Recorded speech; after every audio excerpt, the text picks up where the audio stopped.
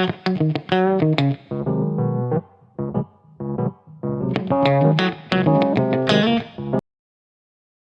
Welcome back to गुल की उड़ान।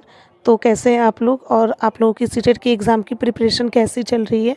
तो आज की इस वीडियो में मैं आप लोगों को इंग्लिश की प्रिपरेशन कैसे करनी है सीटेट के लिए, इसके बारे में मैं आपको फुल डिटेल्स बताने वाली हूँ। तो प्लीज़ वीडियो को पूरा देखें, लाइक एंड सब्सक्राइब ज़रूर करें। तो मैं आपको बताने वाली हूँ कि कैसे हम लोग सीटेट की एग्ज़ाम में कैसे 30 आउट ऑफ 30 मार्क्स लाने की कोशिश करें। सबसे पहले आप तो अपना टारगेट बनाइए कि मुझे इंग्लिश में 30 में से 30 लाना है। उसके बावजूद आपका 20 अबव भी मार्क्स आता है तो आपका मार्क्स अच्छा है। जैसे मेरे 22-24 मार्क्स आते हैं, तो आप भी टारगेट कीजिए, क्योंकि अब तो टाइम बहुत कम बचा है कि आपका भी 20 अबव 22, 23, 24 मार्क्स आ जाए। इसके लिए सबसे पहले आपको करना क्या है, आप किसी एक टीचर को फॉलो करें, जिसका भी आपको कंटेंट समझ में आता है, पढ़ाया हुआ समझ में आता है, उस टीचर को आप फॉलो करें। जैसे मुझे हिमांशी मैम का इंग्लिश समझ में आता है तो मैं हिमांशी मैम को फॉलो करती हूँ और उनकी सारी वीडियोस देखती हूँ। और जैसे आपको पता है कि इंग्लिश में आपका डिसलेक्सिया, डिस्फेजिया, इन सब से क्वेश्चंस 1 से 2 क्वेश्चंस 100% आते हैं। तो ऐसे टॉपिक को आप सबसे पहले इसको कवर कर ले, जिसमें आपको पता है कि यहाँ से क्वेश्चंस पूछे ही जाते हैं। फिर उसके बाद आपको पता है कि 10 से 12 नंबर का इंग्लिश पेडागोजी, जिसमें ये सारे क्वेश्चंस होते हैं, पढ़ाने का तरीका क्या होना चाहिए क्लासरूम में, ये सारी चीज़ें होती हैं। और 20 नंबर का आपका इंग्लिश कंटेंट होता है, जिसमें 10-10 मार्क्स का 2 आपका अनसीन पैसेज होता है। और प्रोज इसमें नहीं होगा। प्रोज क्यों नहीं होगा आपको पता है, जब आप लैंग्वेज 2 में अगर इंग्लिश चूज़ करोगे तो आपका प्रोज नहीं होगा और अनसीन पैसेज का क्वेश्चंस आंसर करना इजी हो जाता है। तो 2 अनसीन पैसेज होते हैं आपकी, लंबे लंबे अनसीन पैसेज होते हैं। कभी कभी तो ये अनसीन पैसेज काफ़ी इजी होता है, जिसका आंसर करना काफ़ी इजी होता है, और कभी कभी थोड़ा सा वो टफ होती हैं। तो लेकिन फिर भी आप आंसर आसानी से कर सकते हो। तो 4 से 5 उसमें क्वेश्चंस अनसीन पैसेज से होता है, कुछ उसी अनसीन पैसेज से कुछ ग्रामर पोर्शन का क्वेश्चंस होता है। तो इस तरह से आप अपने इंग्लिश कंटेंट की तैयारी कर सकते हैं और इंग्लिश में आउट ऑफ 30 में 30 मार्क्स आप ला सकते हैं। तो मैं अपनी प्रिपरेशन इस तरीके से करती हूँ और आपको भी अपनी प्रिपरेशन इसी तरीके से करना है और पूरा टारगेट बनाना है। बस शर्त ये रहे कि आप कभी इस टीचर कभी उस टीचर को ना देखें, जिसका भी कंटेंट आपको समझ में आता है उस टीचर को आप फॉलो करें और उस टीचर का आप वीडियो को देखें। अगर आपका पेपर 2 मैथ्स और साइंस बैकग्राउंड का है तो साइंस के लिए भी मैं आपको बता दूं, जैसे अभी मैं क्लास 7th की साइंस बुक एनसीईआरटी सारा मैंने पढ़ लिया है। अब मैं क्लास 8 की बुक को फॉलो कर रही हूं, जिसका आपको मैं बताते चलूं।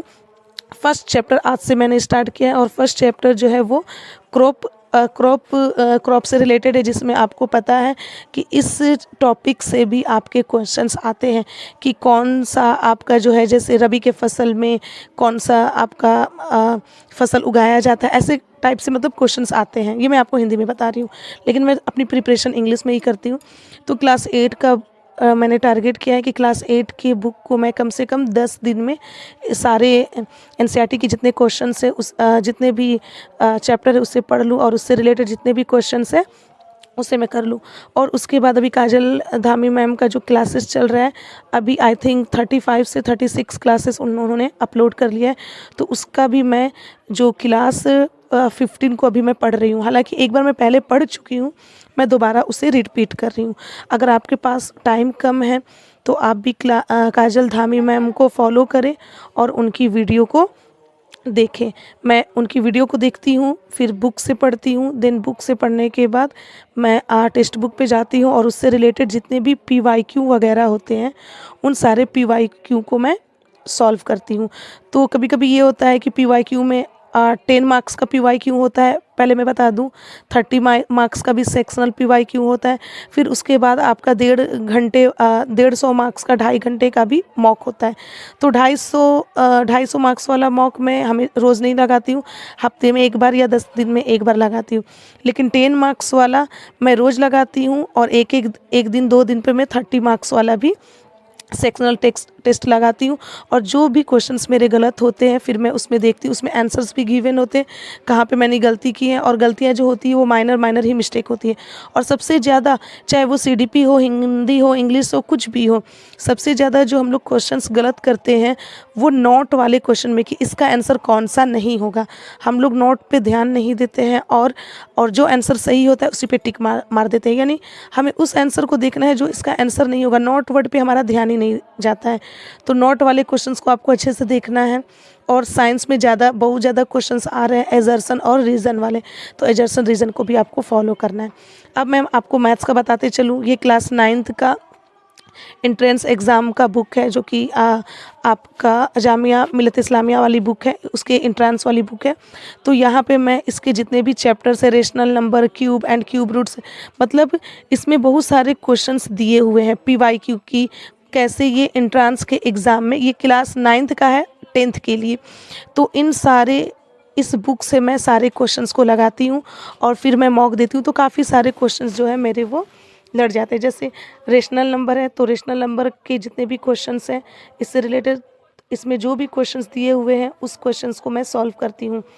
और अगर कुछ फंसता है तो इसके आंसर्स भी गिवन है, आंसर्स को देखती हूँ। फिर उसके बाद मैं जाती हूँ 10-10 नंबर वाले सेक्शनल टेस्ट देने के लिए आपके टेक्स्ट बुक में। उससे फिर मैं उस आंसर्स क्वेश्चंस को सॉल्व करती हूँ। तो जो मेरी गलतियाँ होती हैं मुझे समझ में आता है। तो अगर आपके पास क्लास 9, 10th का, 7, 8 का कोई भी एंट्रेंस एग्ज़ाम का आपका MU का बुक हो, जामिया का बुक हो, दिल्ली यूनिवर्सिटी का बुक हो, कहीं का भी बुक हो आपके पास, तो आप उसके भी क्वेश्चंस को लगाइए, क्योंकि सीटेट में बहुत ज़्यादा टफ क्वेश्चंस मैथ्स के नहीं आते हैं।